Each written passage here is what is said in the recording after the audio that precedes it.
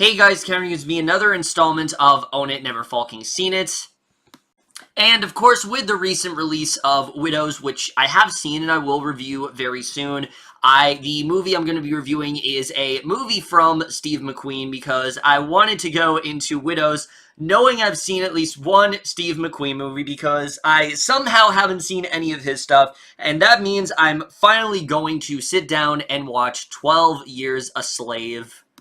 So, what 12 Years a Slave is essentially about is we center on the character of Solomon Northrop in 1841, and he is actually a free man. He's very well settled with a wife and 2 kids, and everything's going great for him. You know, he loves to play the violin, just has a really well-established life, until he stumbles across these 2 guys who basically trick him into thinking that they're going to give him this business opportunity, but instead, they kidnap him, he is sold off into slavery, and the rest of the film is basically seeing his struggle with trying to get out of it, just seeing how terrible of an experience this really was for him, and that's really all I'm going to say.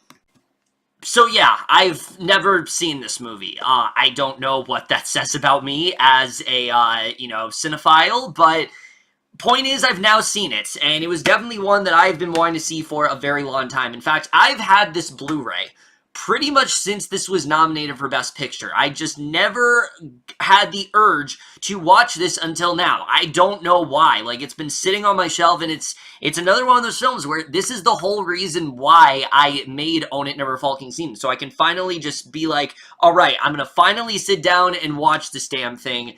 And man, I am so happy I did because 12 Years a Slave is every bit as amazing as everyone has said it is. It is an absolute masterpiece. I truly do think it is one of the most important films of the entire decade, and we're just getting to right now, starting off with the cast. And from seeing 2 Steve McQueen films, if there's one thing I can say, this dude knows how to cast when it comes to his actors. I mean, everyone here, I think, is at the top of their game. There's not a single actor here that I think is out of place. However, the standout, without a doubt, is Chiwetel Ejiofor, who, I mean, this is the movie that really did put him on the map as an actor, and you can absolutely see that here. I mean, he just completely transformed himself into this role. I mean, he starts off and you can see that he is someone who is very well established, and unlike other, slaves, he is much more eloquent and things like that. And just seeing how he is very much just stripped of all of that, it's devastating to watch. And Ejiofor just portrays it with such nuance and such realism, and I really loved what he was able to do here. Like I said, you can really see why this guy was put on the map. You can see why he won the Oscar for this role. It was very well deserving for sure, and I think he absolutely killed it here. There's a lot of great talent in this film, but he, for me, was easily the best. However, someone that comes pretty close to him is Michael Fassbender, who, holy shit, I mean, he always brings it, but this is easily one of his best performances yet, and that's because the character he's playing. I mean, the character of Epps is one of the slimiest, I think, just worst, most abhorrent human beings you could ever stumble upon. I mean, this is a guy who, if you do just the slightest thing wrong, you will get a whipping, and you won't only get a whipping, you'll get the worst whipping of your entire life, and he will make sure that it is the worst whipping you are ever treated to. I mean, when he comes into the film gets so much darker, and Fassbender just absolutely brings it. As terrible of a person as he is, you understand who he really is. You understand where he's coming from. You understand this is how he feels, that everyone is his property, and that he's always above everyone else, and he just does such a great job of making you hate him. It's easily one of Fassbender's best performances, and I really love what he did here as well. Obviously, the character is terrible. He's one of the worst human beings out there for sure. I can't believe that there was actually someone out there that was like this at one point, in any state of the world, but Fassbender really does bring it, and I love what he did here. But someone else I gotta credit here is Lupita Nyong'o as the character of Patsy, who, once again, this was one of her first performances, and you can very well see why she got that Best Supporting Actress win for this role, because she just, once again, just completely kills it here. Patsy, I think, is one of the most tragic characters of the entire film. Just what she has to go through. The scene where she does end up getting whipped, I mean, everyone knows that scene. It's become pretty much, sadly, iconic at this point. She just absolutely brings it. And you can just see the bitterness and the just true disparity of what's actually going on with her. And I think she just did an incredible job. I really love what she did. Her and Northrup's relationship is one of the most important parts of the film, and I really loved her in this film a lot. Everyone else here as well just absolutely kills it. From people like Benedict Cumberbatch and Paul Dano to Sarah Paulson, who I truly don't think gets enough credit in this film. I mean, her character, similar to Michael Fassbender, one of the slimiest and worst human beings out there, but she completely brings it in her role. Brad Pitt's really great here, Alfre, Woodard, even some of the smaller roles, like this one woman in one of the earlier plantations that Northrop is in, who's like separated from her kids, really does bring it here. Everyone just really kills it in this film. You could see the dedication, you could see the passion, and it's probably one of the best ensemble casts of the entire decade, to be completely honest. I really do think everyone just absolutely kills it here.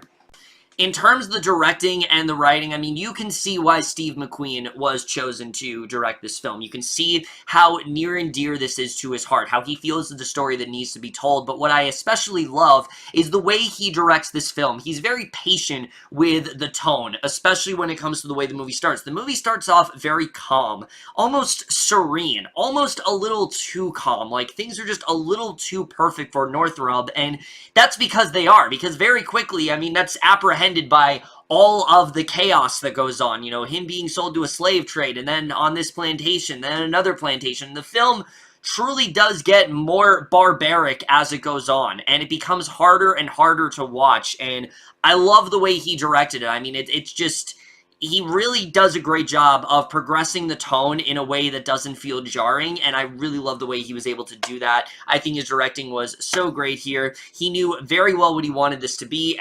And same when it comes to the writing. What I really love about the writing for this film is what Steve McQueen was really trying to do. I mean, McQueen has stated before that he wasn't trying to tell a typical slavery story, and that's very much the case here, because like I said, Solomon Northrop is not someone that was born a slave. You know, he was born a free man, and suddenly he's thrown into this world where all of that is just stripped away from him, and I think it was a very smart choice to not focus that much on him being a free man. You know, some people might complain about that because, oh, we don't get enough time to care about him, but that's kind of the point. It's supposed to be that, you know, he's living this great life, but then it's all taken away from him in like an instant. In like the first 12 minutes, he's already being sold into slavery, and it's absolutely devastating to watch. Just seeing how helpless he has to become, the transformation that he undergoes is just heartbreaking to watch, but this did happen. This did happen to individuals, and that's something that I don't think we hear enough about. We obviously hear about slaves, but we don't hear about people that were free men and how they were also expendable, and how I think they were more susceptible to it because they were, you know, easy to buy into. They wouldn't think that this could happen to them, but this makes Solomon realize that this is very much possible, and the fact that he has to like change his name and all the stuff he has to just completely, like I said, take away and start over and basically start a new life. It's just really sad to see, and I really did love the way McQueen did bring that to light here.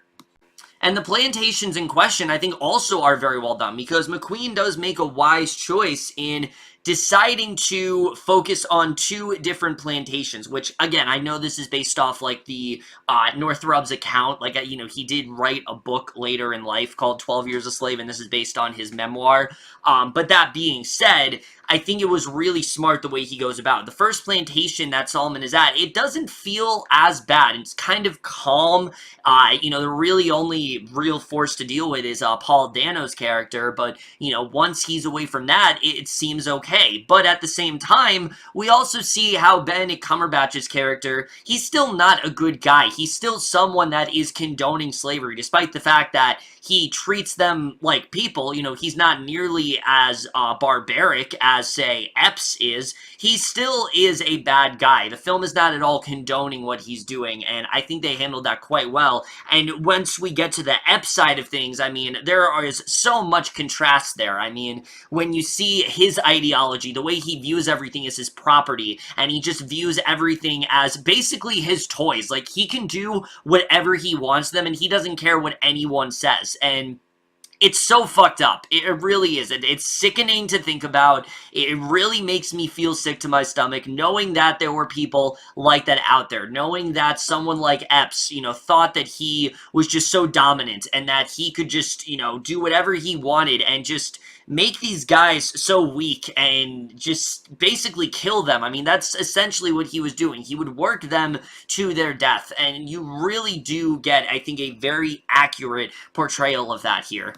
And really, every single character in this film, I do think, is portrayed in a way where you can understand where they're coming from. Sarah Paulson's character, for example, I, again, hated who her character was, because again, she's someone who is just so terrible, but you can see where she's coming from. She's someone who, you know, she is the mistress here. You know, she's not married to Michael Fassbender, so she's basically forced to watch Michael Fassbender engage in this relationship with this slave girl, and you can just see the bitterness that she has for this girl, you know, just trying to starve her, trying to make her life as much of a living hell as possible. And again, you really can see where she's coming from. The film's not trying to condone it, but it really does give you a look into how she views things. And the same goes for many of the other characters in this film, and I really did like that approach. I think he did a very good job making this very character-driven, and I really loved it about this film a lot. I think just there are a lot of things to get into when it comes to the writing. It really does not shy away from the different types of slavery, and that's something else. Like, I think the film, it really does kind of open your eyes to, like, what really did go on. Like, we all know about the picking cotton, which happens with Epps, but when he's at the other plantation, it's not really like that at all. It's much more of a, like I said, serene, calm environment, and I think it was very interesting the way that he decided to go about the writing. I thought the writing was just so spot on here. It's very well done. The dialogue as well is so great. There are so many quotable lines in this film. So many lines that I really am going to take away and never forget. And I just really loved everything when it comes to the writing here. There's one scene in particular with Fassbender's character where he awakens them all just to dance, and Jesus Christ, what goes on in that scene, the pure just disregard that he has for everyone, just making sure things go his way, it's really sickening to watch, and it really just, it makes you just ashamed that there was actually a time in society when this was going on, and again, they did such a great job in doing that. But the cinematography as well is just absolutely stunning. I mean, not only is this film beautiful to look at, I mean, the landscapes in general, when they're picking cotton, I mean, there are so many just, so much great camera work on display there, and there's so many great shots in the film. But I especially love how much McQueen decided to not shy away from certain things, because he doesn't show at first what happens when they get whipped. He makes a very smart choice in doing that. When they're whipped, we don't actually see it. We don't see, you know, we can see them getting whipped, but we only see the front. We don't see their backs, but eventually we do. And if you guys know one thing with me in slavery, when we see those characters' backs, yeah, that's where it becomes very hard for me to watch, and I thought it was a very smart choice to do that, because it really is showing the impact that this has on that individual, what they really went through, showing the damage there. I mean, there's a lot of great shots like that, and that's something that McQueen is just such a master at. He knows what to show, and he knows when to show it, and I really loved the cinematography here. Yes, it is very hard to watch, and there is a lot of stuff that you probably aren't going to be able to unsee, but I really do applaud him for going there, because I feel like a lot of directors wouldn't try to really show the brutality, and he does it in such a way where, sure, it's really graphic, but it's not necessarily in the way you might have expected, and that's one of the best things I think about this film for me. The score here by Hans Zimmer, of course, is fantastic, but the main score especially, when it's played in emotional scenes, is extremely effective.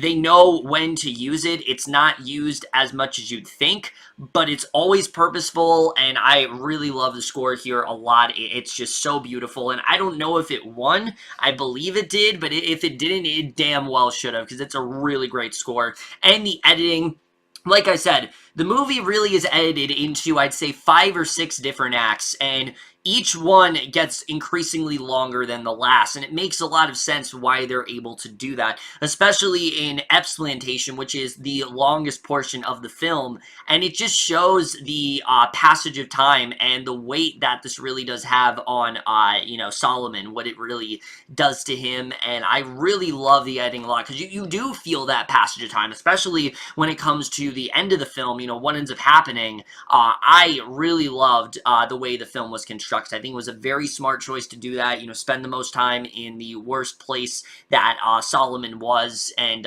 spend less time on the happier moments of his life, because those were very brief, and it happened very sparingly. Most of those memories that he looks back on are probably going to be on Explantation, and sure, he can say that Benedict Cumberbatch's character was a little bit better, but most of his time is spent on Explantation, and, overall, guys, 12 Years a Slave is everything that I hoped and everything that everyone has said that it would be. It is by far one of the best films, I think, of the entire decade. It is able to depict slavery in a way that few films just aren't able to do, and I think it shines a light on a different type of slavery that we just didn't really get to see before. It has some of the best performances, I think, of the decade as well. Chiwetel Ejiofor, Michael Fassbender, all of them absolutely kill it here. It shows me why people hold Steve McQueen to as high of a regard as they really do, and definitely is a film that, while I won't watch it a lot, it's definitely a film that I do want to watch again at some point.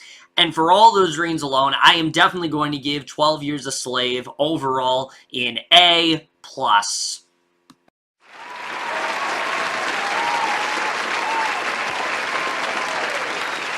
So that's really it for my review of 12 Years a Slave. I know, it took me so long to finally watch this damn movie. I promise you, I hope something like this doesn't happen again. I'm going to say it's not going to happen again, but it happens a lot. And, thankfully Steve McQueen is releasing a film this year, so I finally got a chance to watch this one. But that's it, my review. Hope you guys enjoyed. Let me know what you guys saw of this movie, or all you have seen, left your thoughts on it. We'll see you guys in my next video, and we'll see you guys for that. Okay, bye.